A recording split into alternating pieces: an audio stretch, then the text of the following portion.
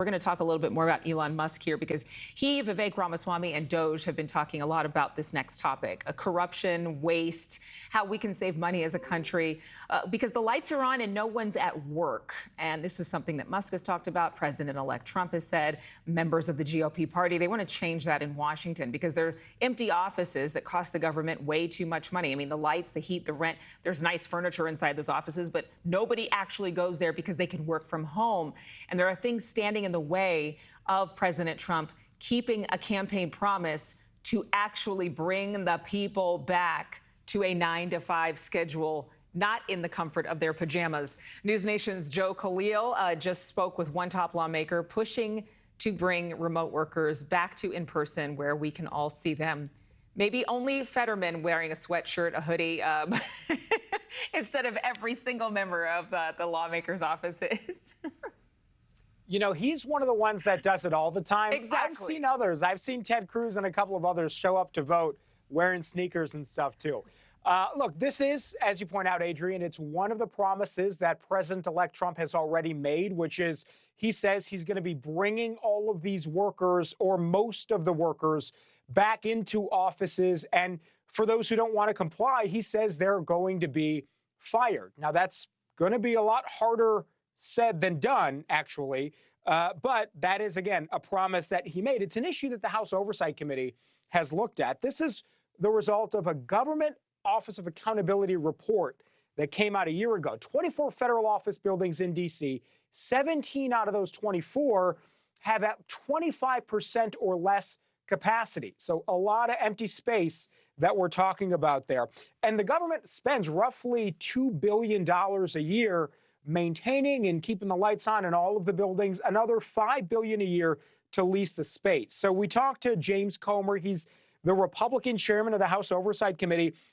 He acknowledged, though, the challenge in bringing all these workers back is going to be a difficult one. A lot of their federal contracts have specific clauses in them allowing for at least part-time, if not full-time, remote work. So he expects there could be legal challenges. And this is what else he told us this morning.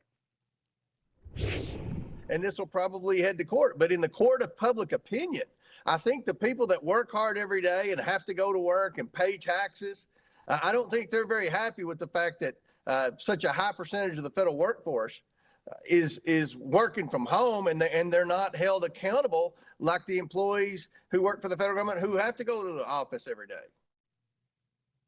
No, Adrian, this is not a simple situation. It gets complicated. And if you talk to some of the unions that represent some of these federal workers, what they will tell you is if you're really trying to save money, taxpayer dollars, the solution is not to look at those expensive buildings and to fill them back up with workers. The solution, they would argue, is to consolidate a lot of that workspace. Maybe the federal government can sell off some of these federal buildings and, again, make smarter use of the space you have, and then continue to allow some of federal workers to work from home or work remotely in that way, as long as they're not slacking on their work or they're getting their work done. They say that's actually the way to save money. So that's one point there. The other point is that's going to be hard. You talked about Elon Musk and Vivek Ramaswamy. They're talking about getting rid of up to 2 million federal workers was the goal they put out at the beginning. Let's remember, the federal government is the largest employer in the country. If you end up laying off hundreds of thousands of workers, that is not going to be an easy thing to do, especially because these people have families, right? I mean, they do work for the federal government. Taxpayer money pays their salaries. But if you've got all of these people being laid off and then looking for work, that in itself could be complicated. And, that may generate a lot of headlines that, frankly, the incoming administration does. Thanks for watching. Go to joinnn.com to find News Nation on your screen. And don't forget to click the red subscribe button below to get more of News Nation's fact-driven, unbiased coverage.